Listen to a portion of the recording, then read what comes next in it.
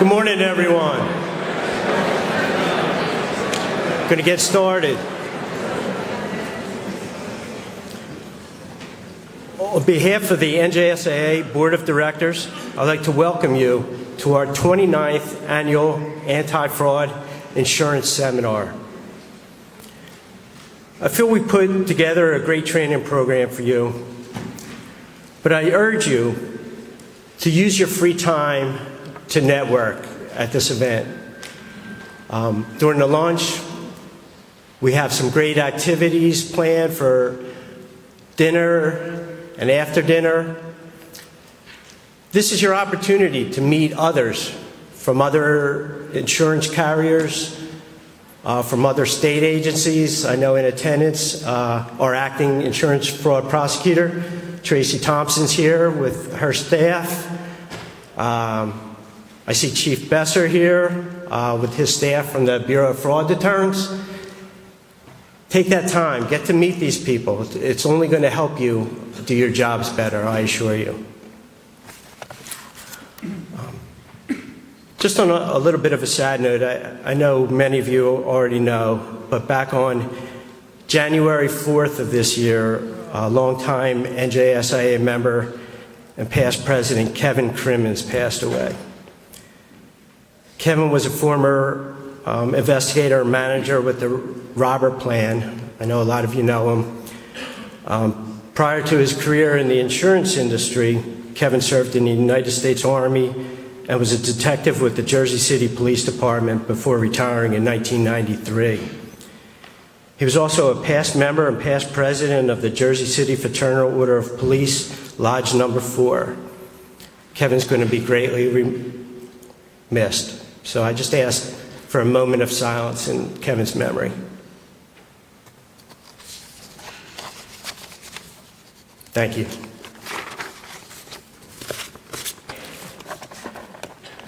Just briefly, I'd just like to thank some people. I'd like to thank all our sponsors. They're listed on our boards out there. They're listed in your program. Sponsors, without your financial support, we'd never be able to put on a conference like this at a facility like this and still be able to keep our cost affordable to all our members and all the attendees. So, sponsors, thank you very much for your support.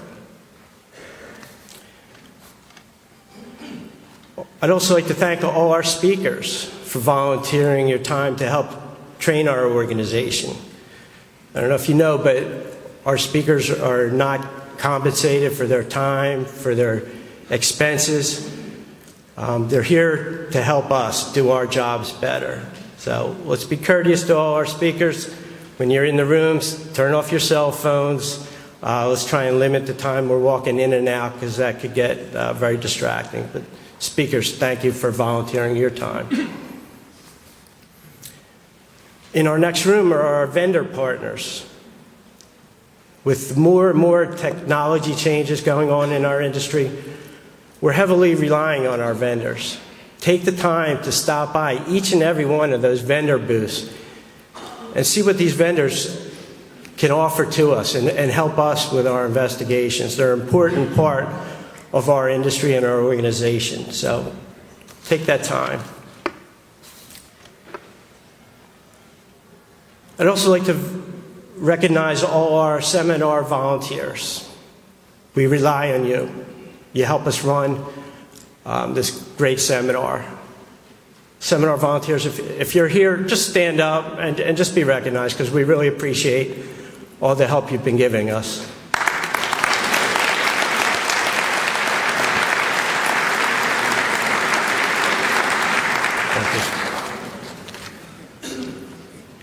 And finally, just like to thank this group in the front row here, our board of directors. There's 16 of us who work tirelessly throughout the year organizing this event and our quarterly training sessions. And just what a great job. I couldn't ask for a better board of directors, each and every one of you. I really appreciate all the work you put in throughout this year. Why don't you guys stand up and show everybody who you are? please.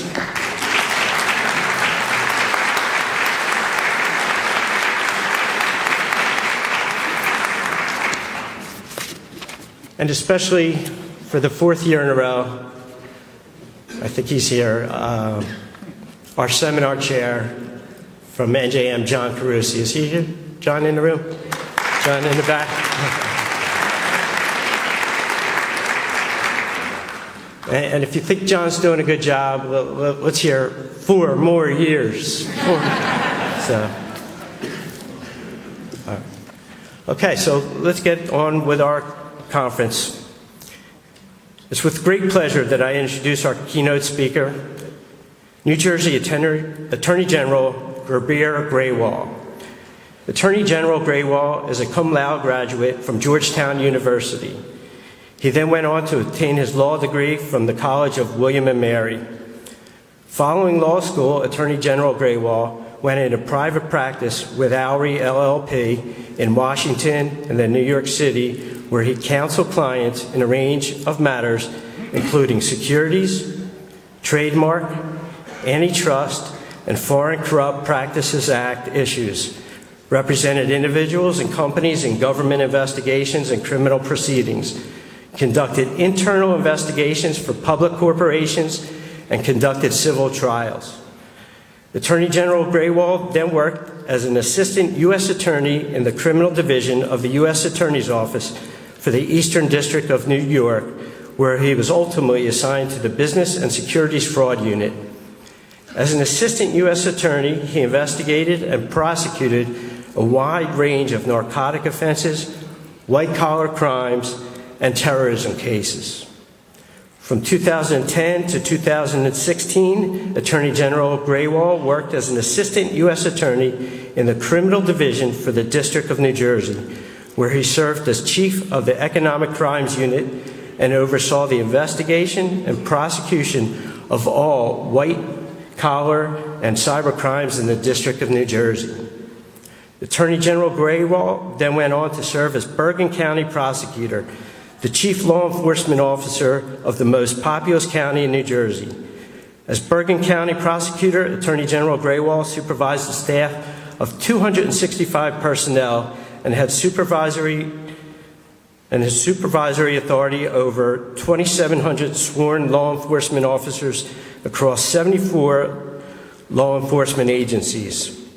Among other accomplishments during his tenure, he developed and implemented several creative approaches designed to tackle the heroin and opioid crisis, including Operation Helping Hand, a program that offered low-level drug offenders treatment options upon arrest.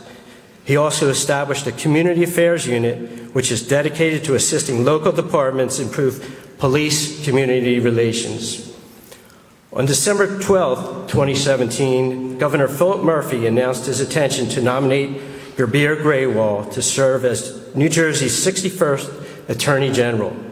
Attorney General Grewal was then confirmed by the New Jersey Senate and assumed office on January 16th of 2018. Since assuming office, Attorney General Grewal focused his attention on protecting the interest of New Jersey residents by expanding affirmative litigation, strengthening police-community relations, reducing violent crime, and fighting the opioid crisis. Please join me in welcoming New Jersey Attorney General Gurbir Grewal.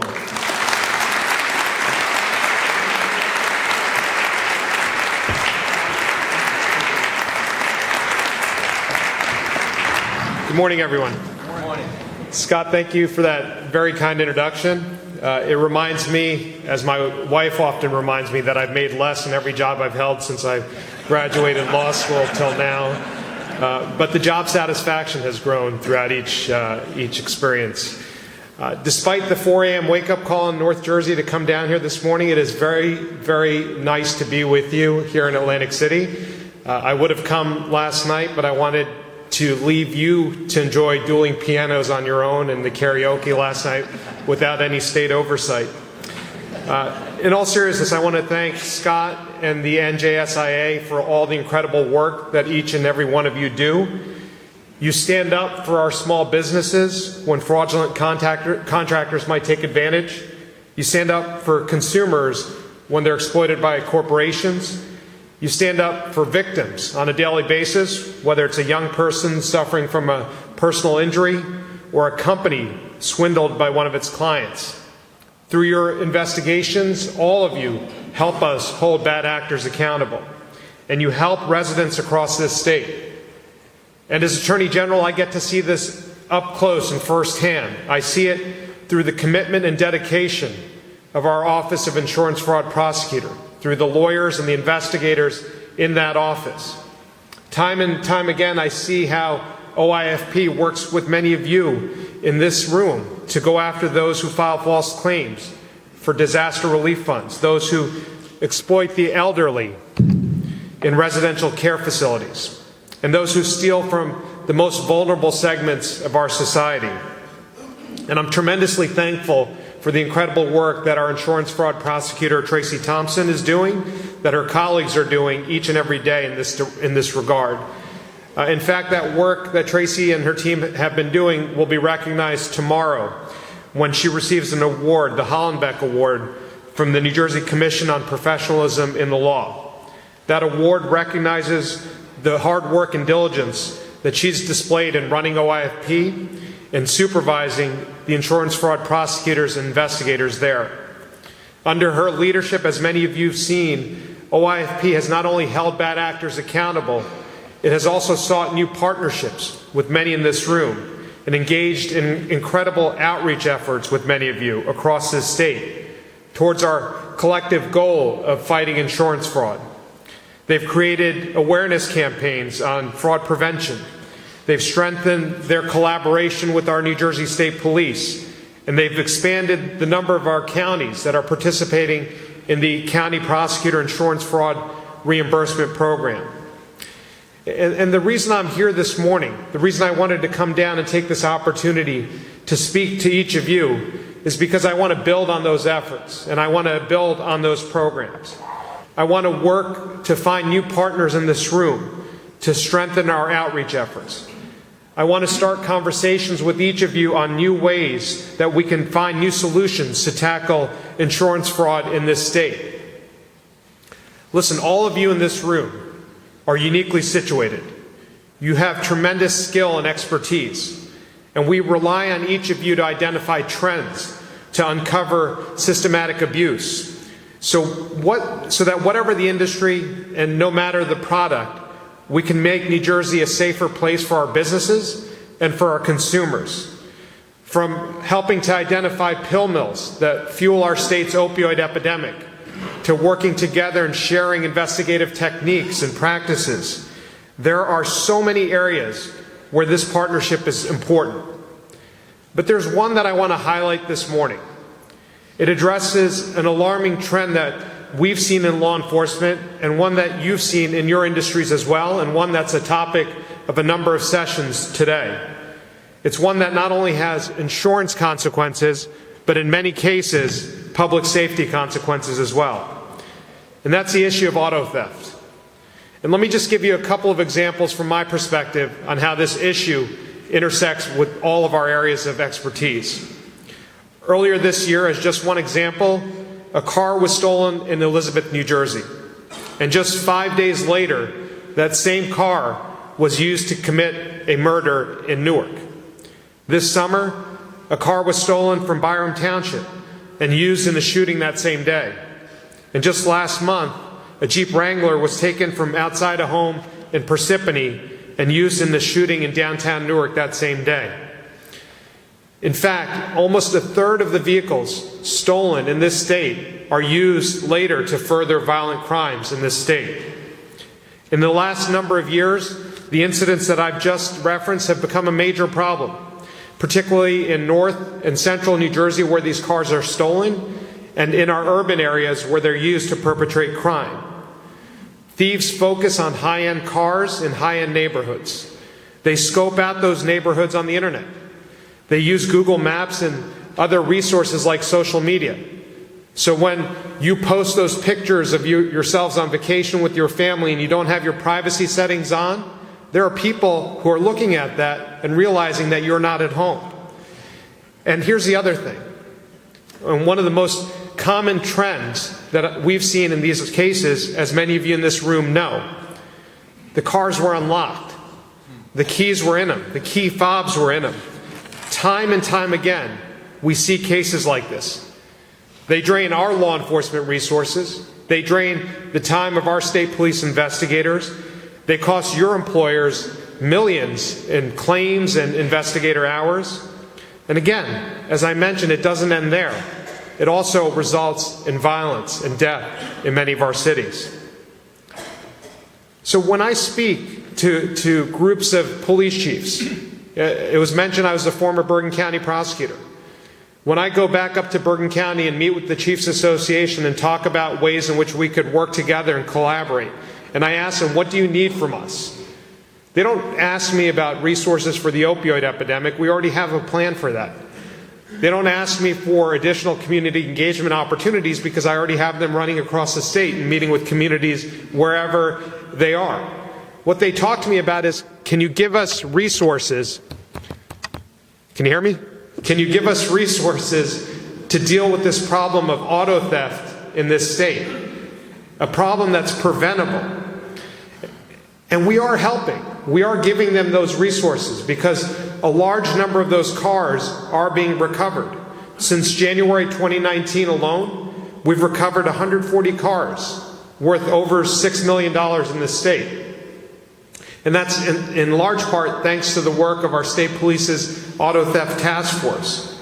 Through the work of that task force, we're enforcing our laws and we're prosecuting those responsible for these crimes. But if we truly want to make a difference, if we truly want to tackle this issue, then we cannot wait until those cars are stolen. We have to work on prevention and we have to work on education. We have to inform the public of the dangers of simply leaving a key fob in the car, about the cost associated with simply leaving something there for the sake of convenience. And I know so far each of our county prosecutors, each of our local agencies, a lot of community partners are doing their own things and coming up with PSAs and announcements.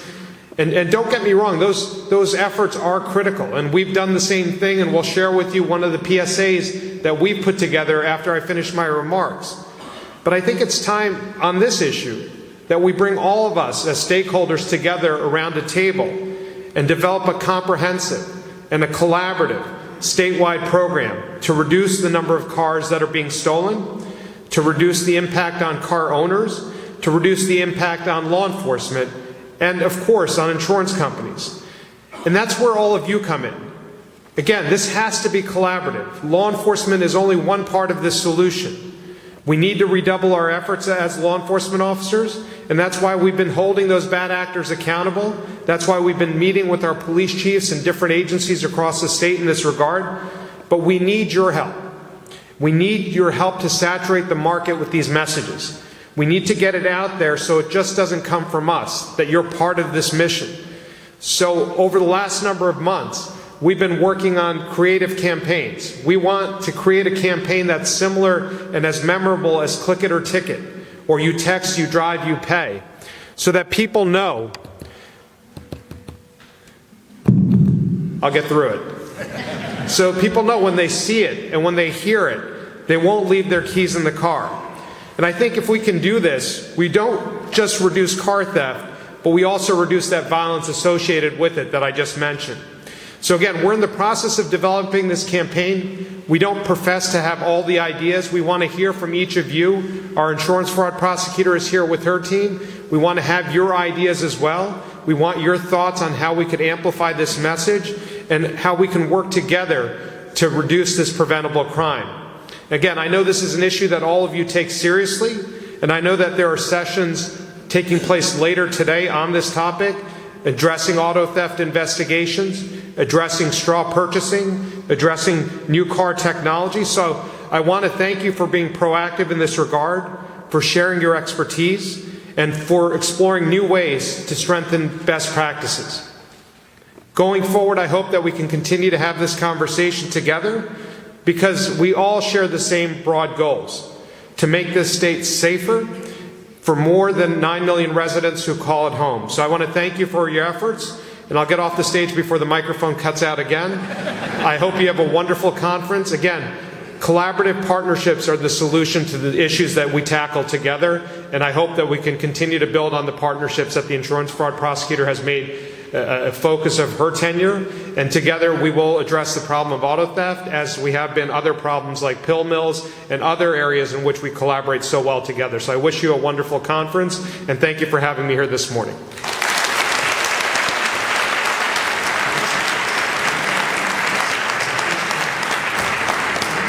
Stealing valuables inside unlocked cars, and criminals also stealing the cars themselves.